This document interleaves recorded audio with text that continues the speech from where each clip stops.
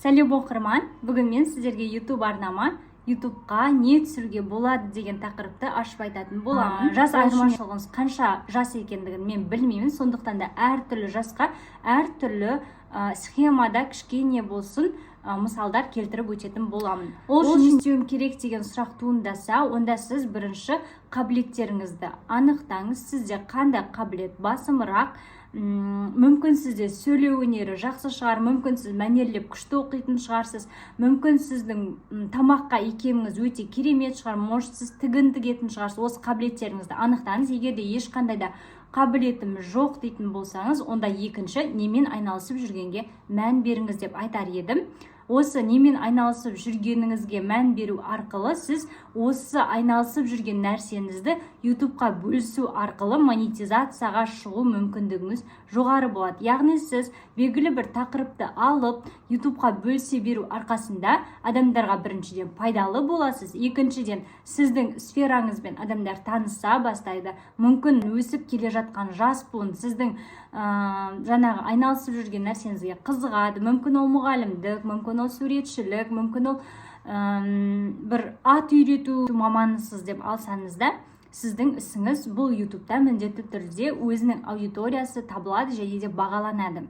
Яғни сіз екіншіден айналысып жүрген ісіңізге мән беру керексіз және де оны YouTube'да бөлісу арқылы адамдар, оқырмандар жинайсыз және де өзіңіздің салаңыздан хабардар етесіз. Үшіншіден, не істерімді білмеймін, қабілетім де жоқ, айналысып отқан ісім де жоқ, бала қарап, үйде отырмын деген болсаңыз, сондай адамдар қатарынан болсаңыз, онда сізге мүмкін күнделікті үй шаруасын, бізде бітпейтін үй шаруасымен күнделікті айналысып жүрсіз, яғни ыдыс жуасыз, тамақ пісіресіз, киім үтіктейсіз, балаларыңызға көңіл бөлесіз деген сияқты осылардың барлығын блог ретінде YouTubeға түсіріп бастасаңыз болады.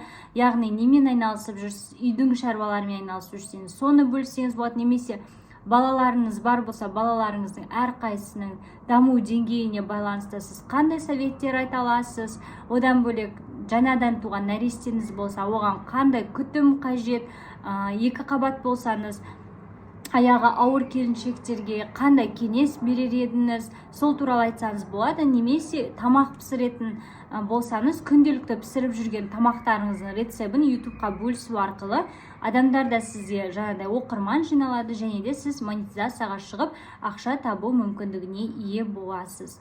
Егер де сіз мектеп оқушысы болсаңыз және де немен айналысатыныңызды білмесеңіз, онда кітаптарды мәнерлеп оқып беру, немесе мәнерлеп оқу сайыстарына қатысып жүрсеңіз, әсерлі, мәнерлі түрде айтқан видеоларыңызды YouTubeға жүктеу арқылы монетизацияға шығуға болады.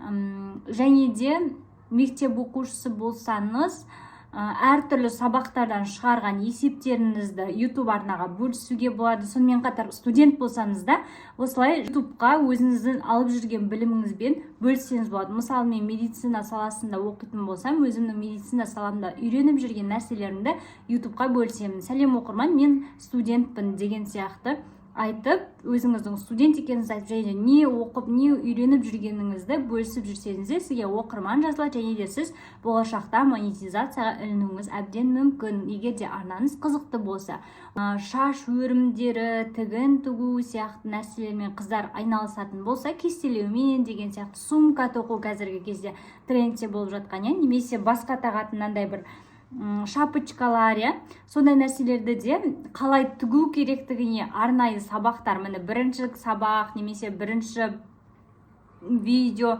бірінші қолыңызға ілмегін былай аласыз да, екінші жіпті былай бұрайсыз деген сияқты нақтылы түрде түсіндіретін болсаңыз, онда сізге де оқырман жиналып YouTube'да монетизацияға шығуға болады. Оқырман, егер де менен сіздер керекті ақпараттарыңызды ала алған болсаңыздар, онда сіздердің көңілдеріңізден шығып жатса, подписация етіп, кері байланыс беріп, комментарий жазуды ұмытпаңыздар. Әлі де көптеген ақпараттармен бұйыртса сіздермен бөлісетін боламын.